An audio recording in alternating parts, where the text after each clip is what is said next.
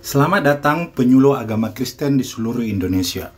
Hari ini kita akan sama-sama belajar mengenai Epakris Kemenak Go ID yang terbaru. Kalau yang dulu itu berbasis Android, hari ini berbasis web. Jadi tidak ada aplikasi Androidnya. Nah, kita akan masuk lewat link yang sudah diberikan, yaitu https://epakris.kemenak.go.id login. Tinggal klik. Setelah kita link ke sini, kita klik, maka kita akan dibawa masuk ke login. Untuk login ke aplikasi Epakris yang terbaru ini, username diisi dengan NIP bagi yang PNS, NIP PPK untuk P3K, NIK nomor KTP untuk yang non-PNS. Password silakan ditanyakan kepada admin kota atau admin provinsi maupun admin pusat apa yang menjadi password masing-masing kota kabupaten, dan nanti akan diberikan dan itu yang akan kita masukkan. Nah, contohnya saya akan masukkan punya saya ini karena saya PNS, kemudian passwordnya, dan juga saya akan pilih. Di sana bisa pilih apakah kita admin provinsi, admin kota, atau sebagai member yaitu penyuluh PNS, penyuluh P3K, atau penyuluh non-PNS. Saya akan pilih sebagai penyuluh PNS karena saya penyuluh PNS. Nah, setelah itu kita klik login. Setelah kita login, kita akan lihat langsung ada selamat datang nama kita. Saya Sandi Hutahayan. Setelah itu, klik garis 3 yang ada di sudut kiri paling atas, maka kita akan lihat di sana ada beranda, modul, daftar rencana, daftar realisasi. Untuk beranda itu kalau kita klik maka muncul itu beranda kita, beranda Epakris itu. Nah, yang di bawahnya itu modul. Modul ini adalah berisi materi-materi yang kita siapkan. Ini akan terus diupdate. Kalau sekarang itu masih ada 10, nanti ini akan terus diupdate. Tinggal kita download kalau kita mau melihat isinya. Jadi klik download, nanti akan otomatis ke download dan bisa kita buka filenya. Nah, seperti ini misalnya gereja menghadapi bencana. Ini menjadi acuan bagi kita untuk bisa mengembangkan materi kita masing-masing. Terserah mau dikembangkan seperti apa. Ini contoh modul. Nah, sekarang kita akan lihat daftar rencana.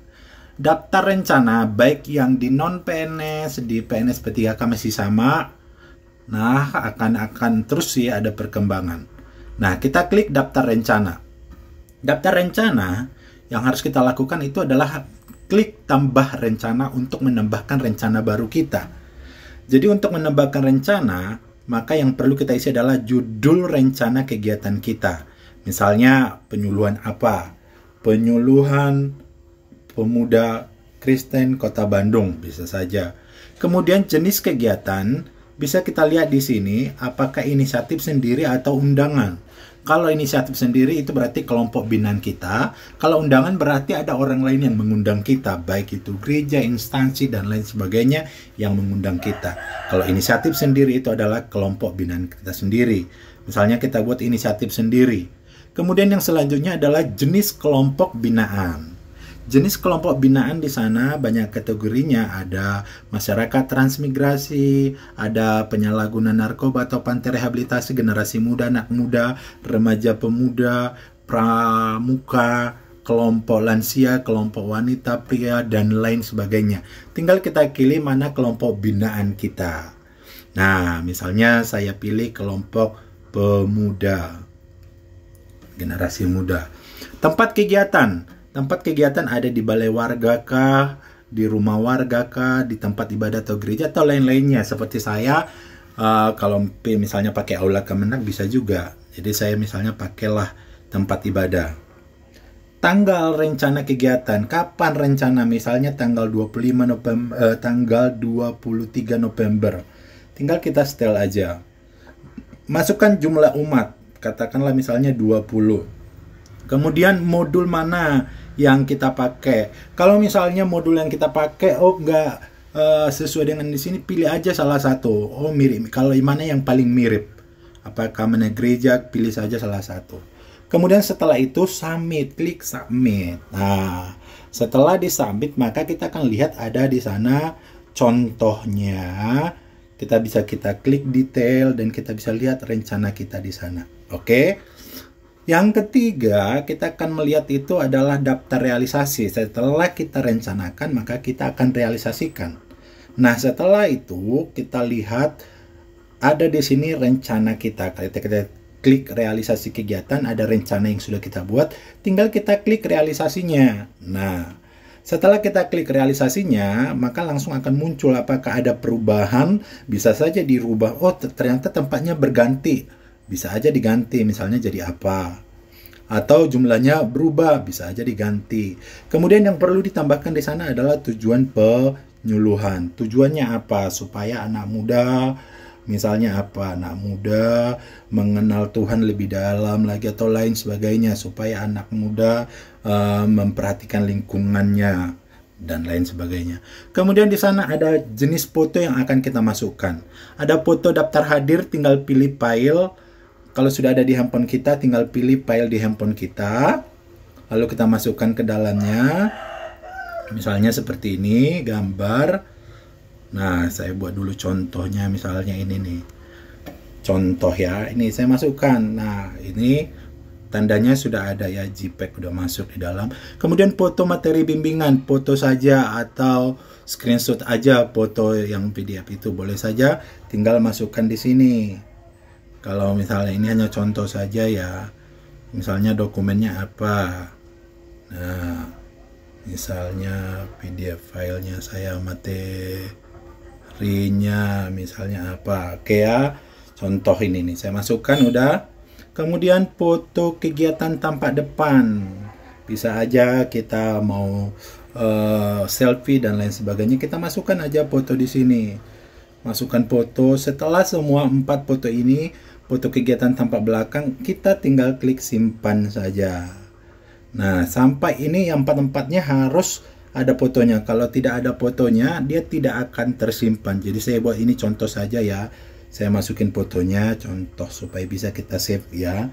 Nah, setelah itu semua terisi, tinggal kita lihat sudah terisi semua, klik simpan. Nah, setelah klik simpan, maka kita tinggal nunggu apakah dia tersimpan. Oke, ada tulisan sukses. Setelah sukses, maka kita akan lihat di mana tersimpan hasil realisasi kita itu. Kita kembali ke yang tadi. Nah, kita lihat ternyata realisasinya sudah, ini daftar realisasi. Nah, di sini sudah ada daftar realisasi. Jadi, kita bisa lihat mana yang sudah kita masukkan realisasi dari kerjaan kita yang tadi. Realisasi penyuluh. Nanti, realisasi kita ini akan di-approve oleh admin. Jadi, admin akan meng-approve ini supaya bisa kita lihat apakah sudah berhasil atau belum. Kalau sudah di-approve berarti sudah diterima, sudah nyampe ke admin. Oke, itu untuk pemakaian Epakris yang terbaru ini. Untuk yang non-PNS, yang PNS maupun yang P3K, tapi yang untuk PNS itu masih hanya ada untuk penyuluhan. Walaupun ada beberapa sebenarnya job desk kita yang lain. Kita tunggu upgrade dari pusat saja. Tapi kalau untuk yang non PNS cukup seperti itu saja. Jadi nanti kita akan melihat hasilnya dari penyuluhan kita itu seperti apa. Nah, karena ini tidak ada aplikasinya, maka saya sarankan untuk disimpan di halaman depan. Caranya, kalau di handphone saya ini yang di sudut kanan paling bawah itu ada garis 3, tinggal klik aja, tambahkan halaman ke layar depan. Saya biasanya tambahkan ke layar depan supaya langsung kelihatan. Jadi ketika saya mau masuk itu sudah gampang, sudah ada di layar depan saya nih, sudah ada di ini, tinggal saya klik saja nih. Sudah otomatis masuk. Itu tips dari saya. Terima kasih. Selamat bekerja. Tuhan memberkati. Shalom.